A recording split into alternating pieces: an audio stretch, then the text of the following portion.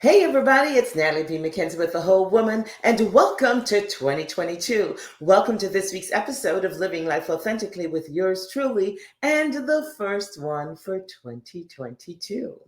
Well, wherever you are in the world, whatever time zone you're in, we're all celebrating a new year. And for this new year, I wish you joy, I wish you love, and I wish you health. We're all experiencing challenges that we are still stuck in this pandemic, and it feels a little bit like 2020 3.0. But no, it's a new year, new hope, new aspirations, and of course, new joys to be experienced. So, we have an interesting woman that we're going to be chatting with today, someone I consider a friend. She is a friend to Natalie, but more importantly, she's a friend of the whole woman. She's part of our love circle, a big supporter, and a contributor to our events and gatherings. I am excited to share her with you. One of the things she says about the way she conducts business really warms my heart. So before I even tell you her name, what she does, or the name of her business, this is what she says. Helping my clients see their vision of a new space come to life through letting your space reflect your lifestyle is the goal of every project. She listens to the wants and needs of her clients, visualizing how to transform their space, both from a construction and design standpoint, continually accomplishing the goal to reflect their lifestyle. I find that to be such an interesting way to approach interior designing. And that's right, you guessed it. We're chatting with today's guest and the whole woman designer of choice, none other than Denise Pough, founder and owner of AJ Interiors by D LLC. Help me welcome Denise Pough. Hi. Hi, Denise. How are you? I'm good. How are you? Happy New Year. I am Happy New great, Year, everybody. right? Can you believe it? We made it. I know. I know. It It's feels a it's a little bit blur.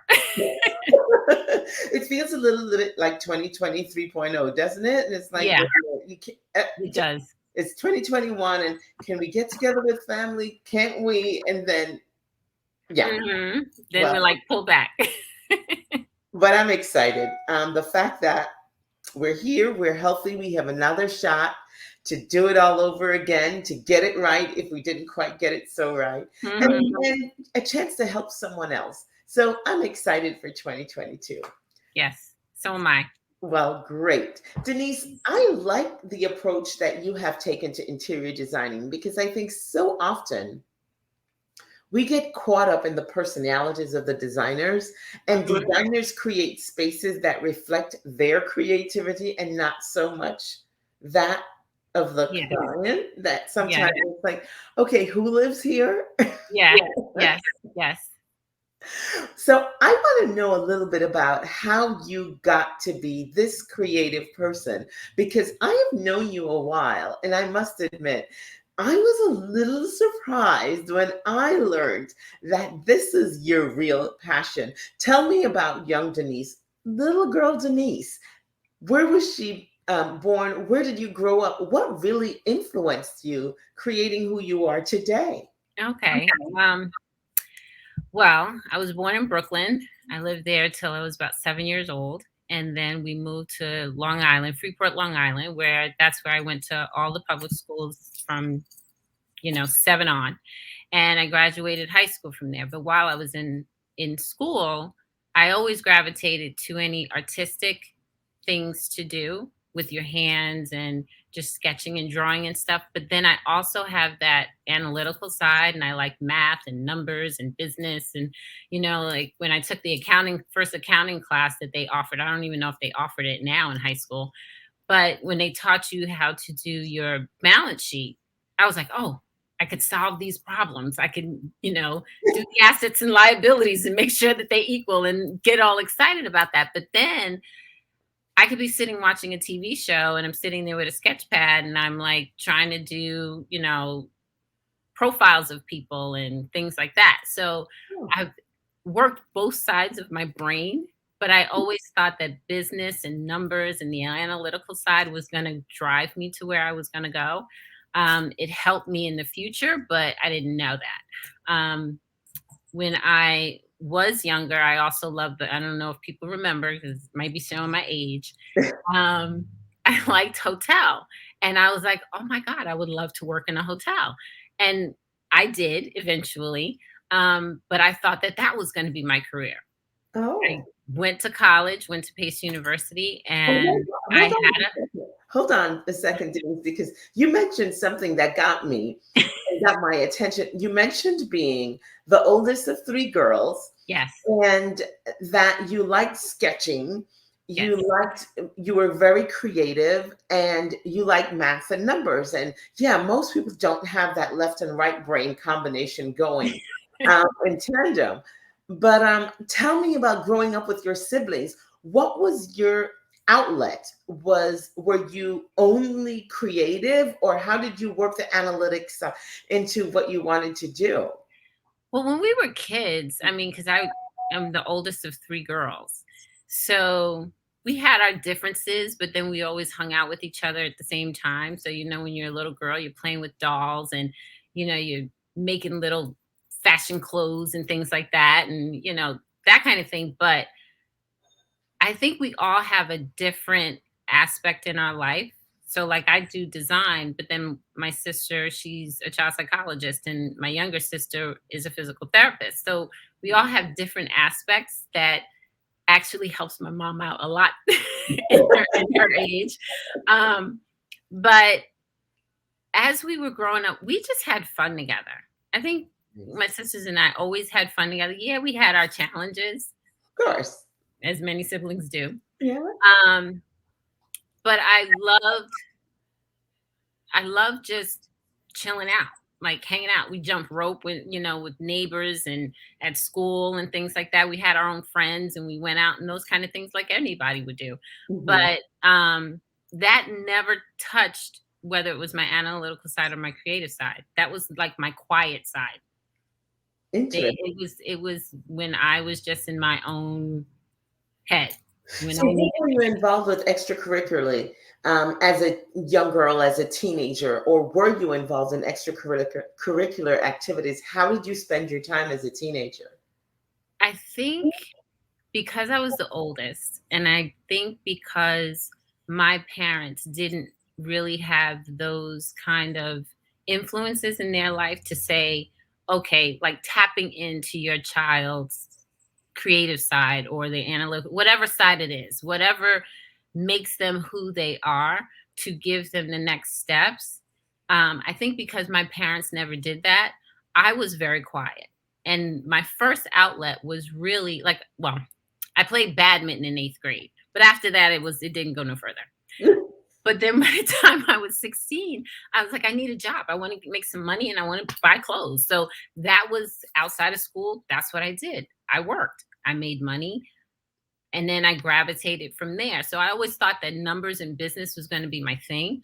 I also thought real estate was going to be my thing, that I would probably be a realtor, that I would work in homes and sell homes and that kind of thing. But when I got to college and college opens everyone's mind, I said, I do want to work in the hotel industry. I think that's where I want to go. And I had a teacher that actually had a contact with someone who was working in the hotel industry. Mm. And it was called the Sky Club back then. And it was a private restaurant resort kind of thing. But he also had a nephew who worked at the Waldorf Astoria. So he was my first introduction to it. And then I went to the Waldorf Astoria and I worked in business and marketing, which I majored in. So that's kind of how it gravitated from there. But I never knew that design was a thing back then. Interesting. So you were pursuing business because you wanted money and you wanted to solve problems and be creative, not knowing that your creative side could actually be a career. Yeah, because I actually put furniture together. Talk to me. Yeah, I'm gonna give you one story. So if anybody heard of Finger Hut, which I think they still have it now, Oh my God. I had a thing about finger huts. I would get the catalog and I'm like, oh, this is great. I was redoing my bedroom and I decided I needed a wall unit in my bedroom. And this is in my mother's home. This is not in my home. This is in my mother's home. So when it was delivered to my house, I literally put the whole thing together. Now, this wall unit, if I think about it now, it was probably, let's just say it was a lot bigger than me. It was wider than me. It was taller than me. It was just a lot bigger than me. And I put the whole thing together in the hallway outside my bedroom. No one was home, and I didn't know I needed to pick that thing up. So when I went to try to lift it, I realized how heavy it was. But I am a very impatient person. Like my husband even says that I was impatient when we were dating, but I'm a very impatient person. So I tried it myself. I literally picked this thing up and I had the determination to get this thing standing. Otherwise, my mother was going to come home and find me underneath it. Denise, but in the hallway, did it fit through the door to get into the Yes. bedroom? Yes, it did. It did. It did. It did. It did. Most doorways are like 30 inches, and that was probably about 18. So yeah, it fit. So you were able to get it in all on your own. Yes. Good heavens. Okay. I'm not messing with you, but I remember Finger Hut, and I'm only 20, so Finger Hut still. I'm there with you. This is exciting. So you mentioned your husband. When did you meet your husband? Did you meet him while you were in college, or? Yes. Oh, do tell. How did you meet him? Yo, you're recording this. This is going to be in for life. I met him when I was 19 in college, and he was a security guard on my college campus. And actually, he thought I was somebody else when he first met me. I had a friend who looked similar to me. We had a similar jacket. And he thought when he saw her one day, when he eventually came up to me, he thought I was her. So he was attracted to the jacket. I guess. I guess. And then he was grateful that it was me and not her later on. That's too funny. I never knew that story. Mm-hmm. And so you dated since you were 19? How long have you been married? We've been married now 23 years. Wow. Congratulations. I've known him 30 years. That's a long time. Fabulous. Okay, so you graduate high school, you pursued marketing and business. Yeah, so undergraduate was business management. And then when I went to grad school, I studied marketing. Okay, so tell me about the career. Working at Waldorf Astoria, how did it all evolve and become who you are today? And fill in all the gaps in between, because 23 years of marriage, I'm sure you've created a family somewhere in there. Yes. So we dated for 9 years, and we got married when I was 29. But in between all of that, I worked at the Waldorf Astoria. I worked in a couple of other places in New York, and then I eventually went to Leading Hotels of the World, where they worked in they specialized in boutique hotels, so across the world. So small hotels in the United States, small hotels in Europe. And while I was working there, he said, hey, let's go to Paris for a winter break, a vacation. So my boss actually was like, oh, great. He gave me like certificate for dinner and all of that kind of thing. Well, long story short, he proposed to me in Paris at the Eiffel Tower when the Eiffel Tower was actually open to the public. And we got married that following, like 9 months later. And then before my first year anniversary, we got married and we moved to California. I was excited to move to California. I never lived in California. It was a great experience. And then I got pregnant and had my son before our first year anniversary. Oh boy, you're busy. Yeah, things went fast. And in the process of that, he started getting more into real estate and wanting to purchase and own property. And because I had a business background and I was very organized with a lot of things, I managed that behind the scenes. I didn't know where it was going to lead to. Um, so when we moved back to the East Coast after about 5 years, I had both of my children in California. We had built the company to the point that it was almost like full time for me Oh wow. with two kids at home. So, and I appreciate that 100% because I was able to stay home with my kids that most people weren't able to. And Hmm. just like I mentioned before, when my parents didn't tap into what your kids' talents are, I was able to do that. So I was able to help them figure out where they wanted to be because now they're 19 and 22. So they're doing other things. But I was able to be there for them to grow athletically, whatever they wanted to do from swimming, taekwondo, all of that stuff. But in the meantime, I was running the management company behind the scenes. So let's talk a little bit about that management company and the real estate portfolio that you and your husband developed together. Mhm. Um, Living out one of your dreams, childhood dreams, which was you wanted to be involved with real estate. So you were just Yeah, but I wasn't expecting this. you thought you'd be a realtor. I was thinking realtor possibly. And I actually took courses afterwards when we were married and I was living in California. I actually was trying to start taking some courses to become a realtor. And I got stuck. I got stuck at the legal part Mm. because that's a lot. I'm very numbers oriented, but the law end of things, you have to really, really be involved in that and grasp it in order to make sure that you are protected, your client is protected, all of those kind of things. And I thought that that was just too much for me. I thought real estate was just, hey, let me just go ahead and learn how to sell property and I'm good. But no, there was a whole big other scene behind that. So I decided, okay, I'm not going to do that. And we moved back here to the East Coast. And then all of a sudden, I would say probably a year after we moved here to New Jersey, I got what do you call it? I got a brochure from the community college. And they was like, hey, you can take some extra courses. And interior design was always my thing. And I didn't realize it was my thing. I renovated our home in California and I got the bug then, but didn't realize, okay, this is something I could do.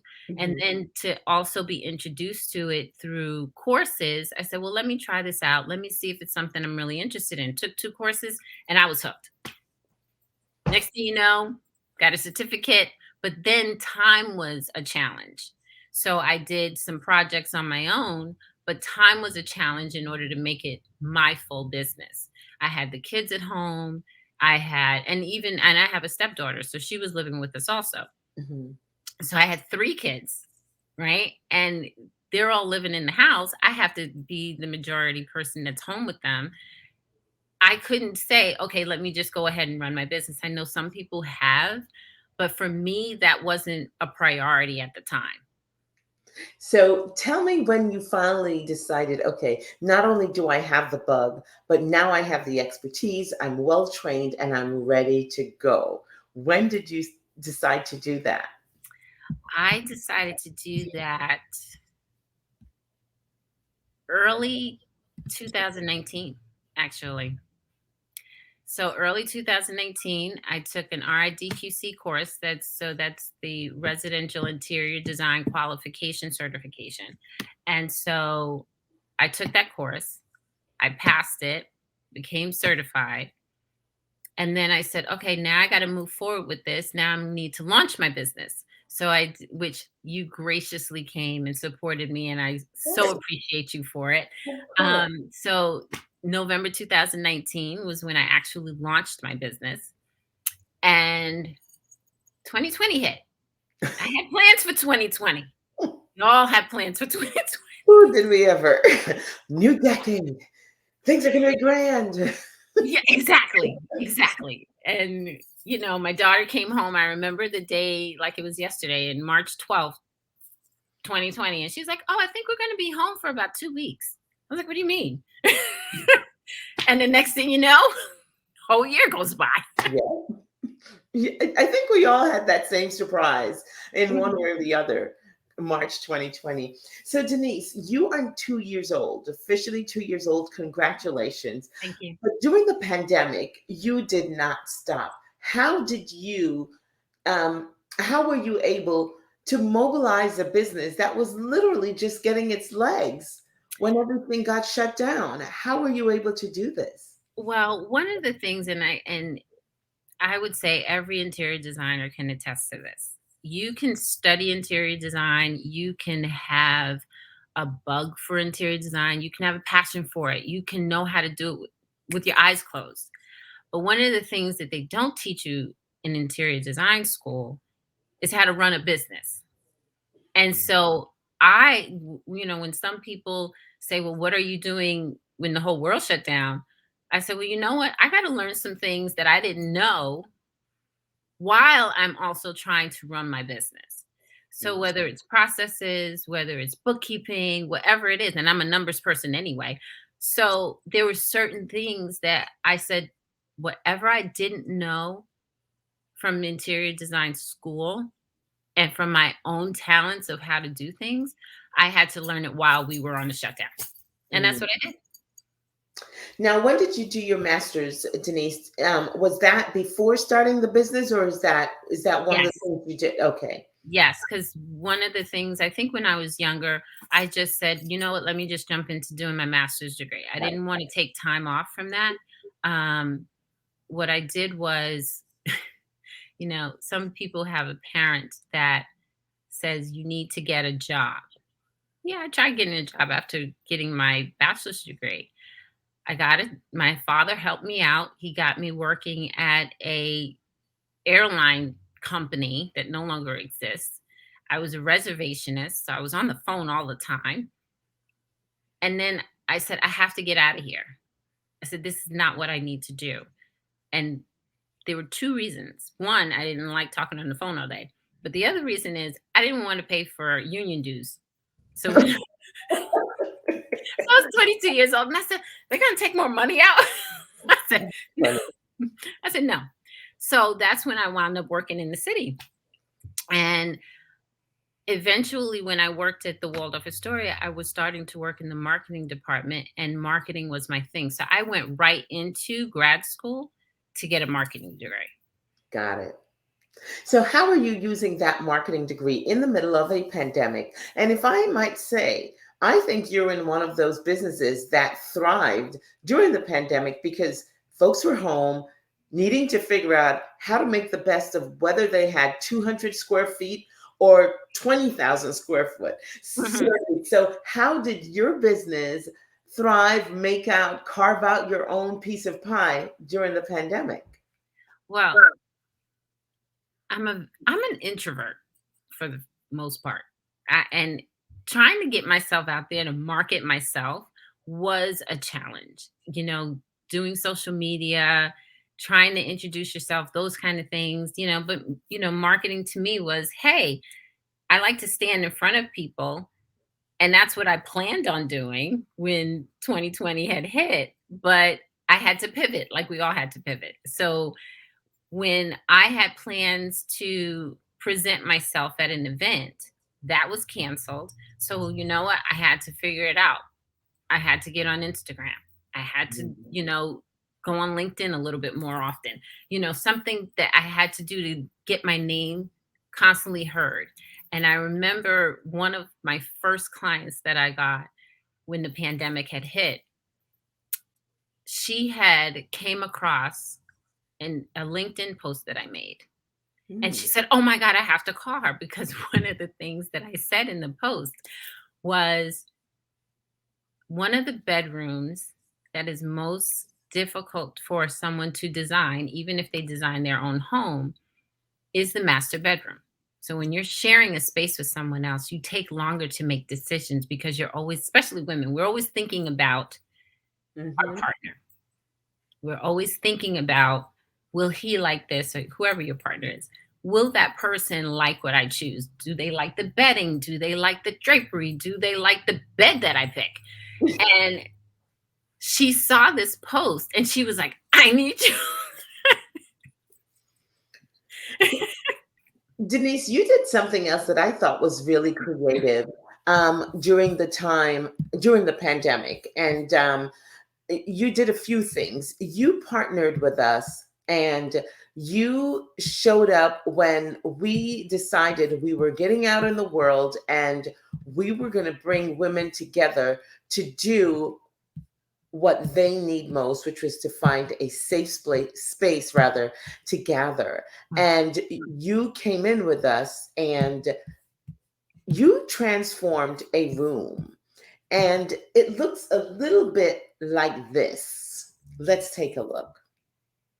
And I wish I had the before shots, because you did nothing major other than take the things that were in the room. You brought in a few. Why am I telling what you did? Tell us quickly what you You tell it so well. did. Well, first of all, I am thankful and grateful that you wanted me to do this. And it also tapped into something I didn't know that could be a part of what I do. Um, we went to your retreat, and I took one of the spaces, and I only took by photos of what the room looked like before. If you'd have told me, I would have sent you a picture of the before.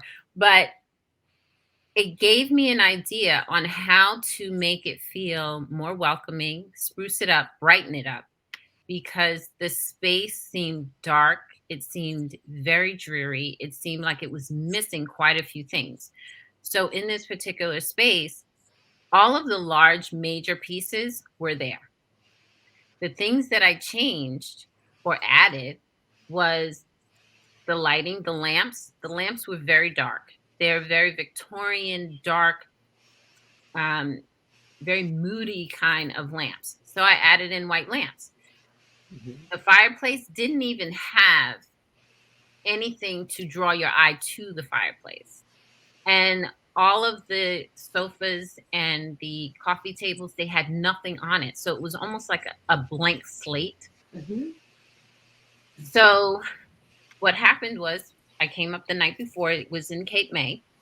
Came up the night before, and I put everything in there, put everything where it needed to be. The next day, your first guest who came into the space, who I never met before, who had been to your previous retreat, she said, something's different. It feels so welcoming and warm and bright and engaging in here. And I was like, really? Very true, Denise. That I think we spent most of the time that we were indoors for this retreat in that room, because everybody loved gathering in there. You really made such an impact with the little touches. You put in throws, you put in some plants, you put in the lighting. The lighting was a big difference, and you just added color. And one of the things you brought in to the room that I thought was also important was, excuse me, you added your and you mentioned you added your book, and we're seeing that book, which I thought was such a special touch, that you brought to the that you offer out to the world, because again, with the pandemic, you weren't able to do what you did so much, what that you wanted to do, which is to go out and do presentations. Instead, you had to get creative. And one of the things you did that I thought was super creative was in offering up your book, share, and so you could show and tell what you do every day. And this Yes. is the book. Tell us about Thank that. Do you. you happen to have a copy so you can turn a few pages? I do.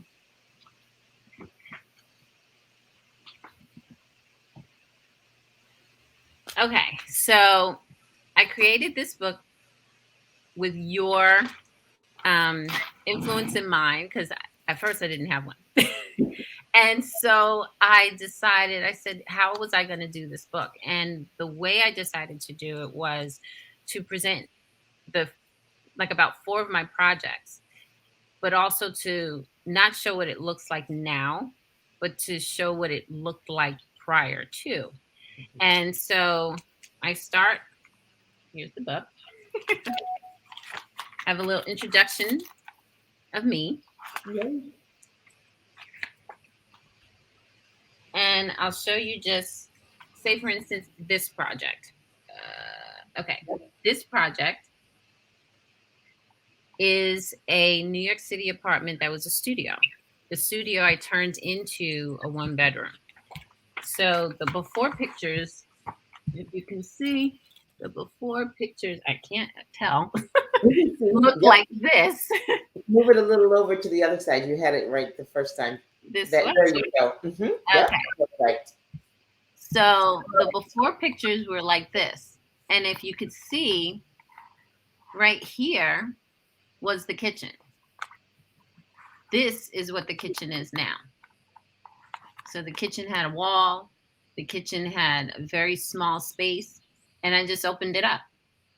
Denise, how can we get in touch with you? And how are you doing your consultations? Because, you know, for a minute we thought we could get out a little bit more. And I know we're probably pulling back some. How are you doing your consultations? How can we get a hold of you? And what's next? It's 2022. Well, what's next was you. But you can get in touch with me either through Instagram. You can always DM me, but you can also go to my website. So my Instagram handle is DEEAJAY interior. So no S in that.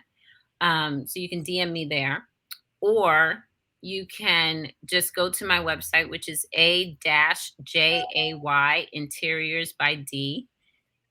And there it will take you to where you can just sign up for a discovery call. What I do is a 30-minute discovery call with anyone who is interested in changing, revamping, upgrading, whatever the spaces that they need. We have a conversation. We talk about what your interests are. And then I talk to you a little bit about my design consultation. So the design consultation is a 1.5-hour in-person meeting. If we go back to shutting things down, or if a person is not comfortable with meeting in person, I can always do a Zoom. But eventually I would need to see the space, because I take measurements, I take photos, and we talk about what you want your space to look like, to reflect you. Like I say, let your space reflect your lifestyle. And then from there, I provide you with a design consultation report. It gives a whole recap of what we talked about, what you want to do, what you want to change, a couple of my tidbits of information of what you can do, and then also what my design fee would be. And then we just go from there. And it depends on the project the package that you decide to sign up with. Fabulous. So it's an easy find. We can find you on Facebook, Denise C. Pough. We can find you on Instagram. Tell us your Instagram handle again. Is DEEJAY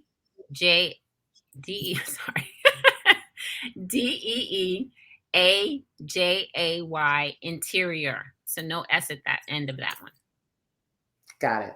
And easy on Instagram, Facebook, it's Denise C. Pough, or it's D. What's wrong with me? We just did it. I'm looking at it now. Instagram is DJ Interior, or on Facebook it's Denise C. Pough or AJ Interiors by D. See, that's why I'm tripping over my words, because you flip the words around depending on what platform. So, it's you, ladies and gentlemen. We've been chatting with her. And she is determined to confuse me tonight, but that's okay. It's the first show of the year. We are living life authentically. I'm Natalie B. McKenzie, and we've been talking with Denise C. Pough, and she is going to get you all set up in your home so your home can reflect your lifestyle if you hit her up at AJ Interiors. It's such a pleasure chatting with you, Denise. I wish you a Yeah, happy and blessed, healthy 2022. Good luck to thank the you. family. And I think we have a question. Does she do outside exterior design as well? Ooh, I can. Let's just say yeah. yes. That's what 2020 is. It's all about yes. 2022 is all about the yes. Did you hear that, Kathy? She can do it. Hi, Kathy. Happy 2022. Good to see you. I'm so grateful to you all for watching with us. You know, we take it not for granted. There's so much more that you could be doing. We're so delighted you've chosen to be with us today. Here at The Whole Woman, we're celebrating new things, new opportunities, and 2022 is the year of joy. I encourage you all to be joyful, and true joy comes knowing that you are loved unconditionally. We have something to share with you as always. And because we can't always get together, we've decided that you can take a little bit of us home with you. And we've created our hand sanitizer. Yes, continue to sanitize, sanitize, sanitize as you wear your mask. While you're home enjoying your own interior space and design that looks like your personality, reflects your lifestyle, enjoy our candles. They have been created by School Scents, an amazing fragrance called Lady Mist, as well as the body cream because we're washing our hands so much. So we want to moisturize, and sanitize. The Whole Woman has partnered with Shoe Cosmetics for your hand sanitizer. We've partnered with Mamacita Buttercream for our body butter, and we partnered with School Scents for our candles and the Lady Mist fragrance. And again, all this is available at twww.thewholewoman.com/shop. And if all else fails, go to Instagram, _whole woman. DM us, we'll get it to you. Send us an email, find us on Facebook to Natalie B. McKenzie or the Whole Woman's page. We are delighted that you are still watching with us, and we're here to serve you this year.